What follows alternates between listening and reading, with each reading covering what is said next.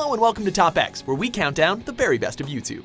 Today we're donning our vintage gaming t-shirts and plugging in our SNESes to bring you the top 10 retro gaming YouTube critics.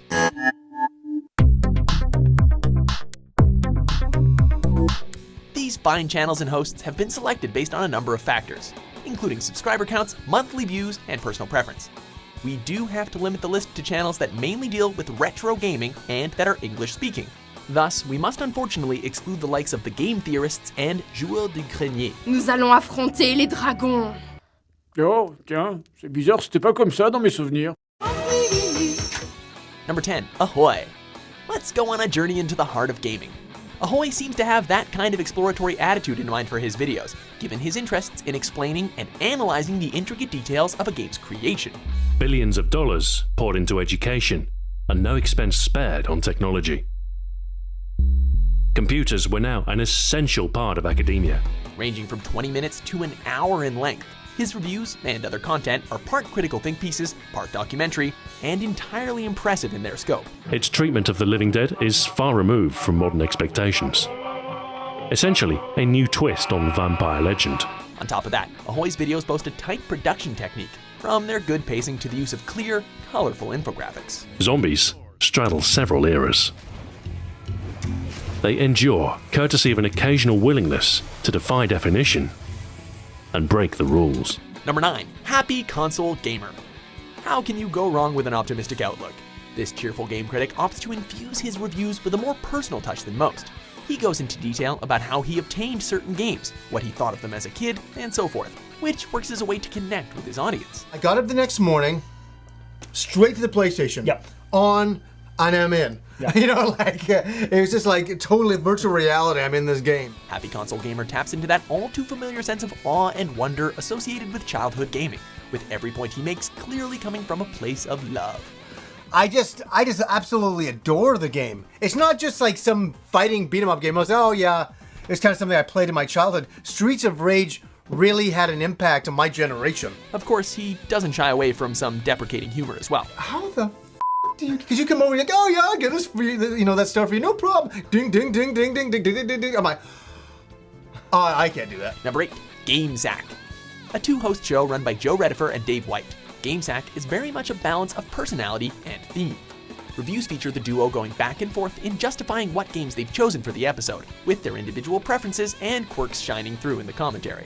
Moreover, each lineup of games is chosen based on a common element, being from a particular genre, being launch titles for consoles, with each host justifying their choice. Our kids are precious and they cannot handle these games! And I'm surprised you haven't gone out and killed somebody right now. Well, I wanna, because I'm getting really pissed and these games are causing it! It's a fun dynamic made better by the host's chemistry and the clever end of episode skits.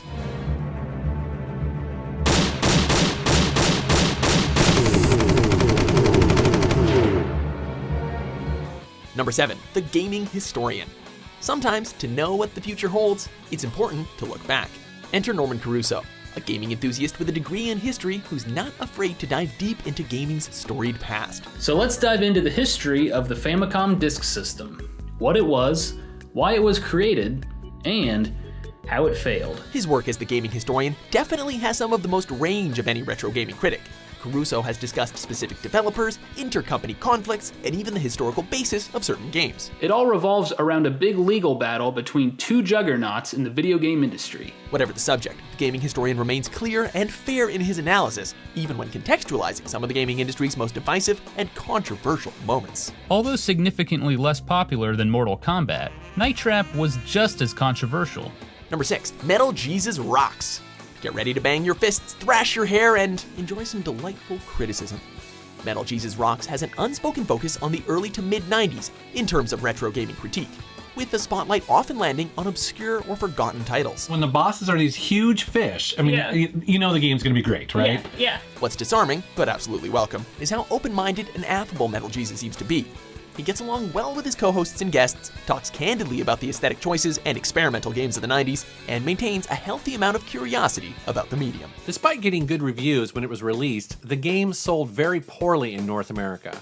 However, it was recently revived for the Wii and remade in 2009. Number 5. Lazy game reviews. LGR, commentary, history, and snark on retro computer games and more. Trust us, the name is not indicative of the quality here. Lazy Game Reviews, hosted by Clint Basinger, tackles the wide world of early PC gaming, with a particular attention paid to the 80s and 90s.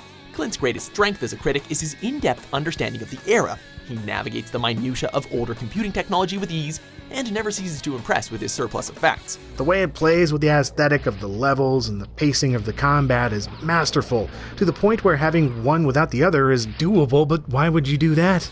It's also clear right off the bat that Clint prides himself on seeing the good and noteworthy elements of games, even while thoroughly critiquing them. Balanced and insightful, it's a winning combination. Much like SimCity. And like that game, it's probably best to play in a higher resolution mode with fewer colors since you get a better overall view of the gameplay. However, I'm going to be playing in the lower res 256 color mode because it's how I first played it, and I just like chunky DOS games. Number 4. Pat the NES Punk. Well, he certainly has got his priorities in order.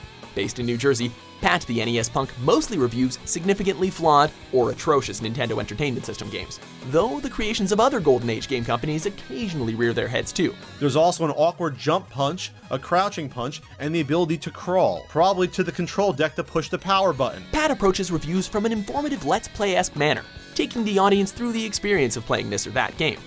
It's a solid angle that makes grasping how a game does or doesn't work very easy, and it leaves Pat room to squeeze in amusing asides and double entendres aplenty. Everything shoots white balls. White balls here, white balls here. More white balls being shot. Enough with the white balls! Number 3. Classic Game Room. Talk about a channel with an interesting history. Appearing initially in 1999, Classic Game Room only ran for about a year before cancellation, but was revived in 2008 in its YouTube-based form. And this is a new series called Classic Game Room HD.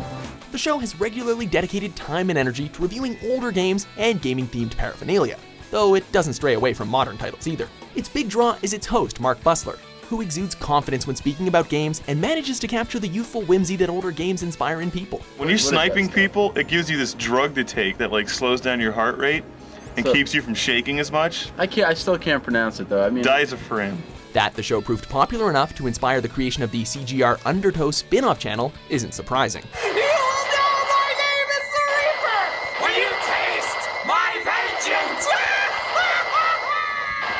Number 2. Jontron. So, anyone looking for a conventional content creator would do well to turn back now. You see, Jontron directs much of his energy into producing surreal and unorthodox video reviews. His videos have included the likes of skeletons with guns, the ghosts of still living celebrities, living Garfield phones, and that's usually before you get into the often obscure games that John tackles.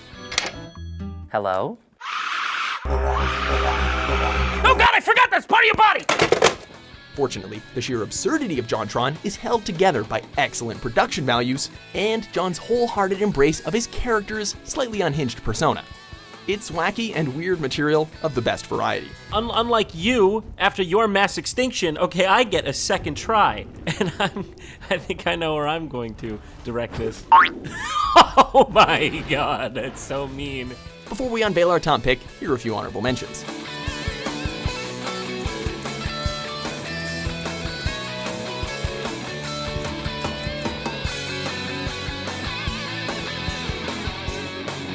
Number 1. Angry Video Game Nerd, Cinemassacre. The title screen looks like ass. The text is so sloppy I can hardly read it. I think they made a typo. He's angry, he's a nerd, and in the early days of criticism as entertainment, he was a major trendsetter. He's the angry Nintendo nerd. He's the angry Atari Sega nerd. James Rolfe, the nerd of the title, published his first review in May 2004, with the scatological humor and elaborate skits that defined the show in the coming years. But what I do need to read, again and again constantly, is the morning sun has vanquished the horrible night. How about vanquish this horrible game? However, what's remained consistently part of AVGN, and the production company Cinemassacre as a whole, is the underlying creativity of Rolfe and his team. The jokes are lowbrow but well handled, the nerd character manages to be entertainingly pessimistic, and there's been an increasing effort made to deliver heartfelt, thoughtful commentary on games.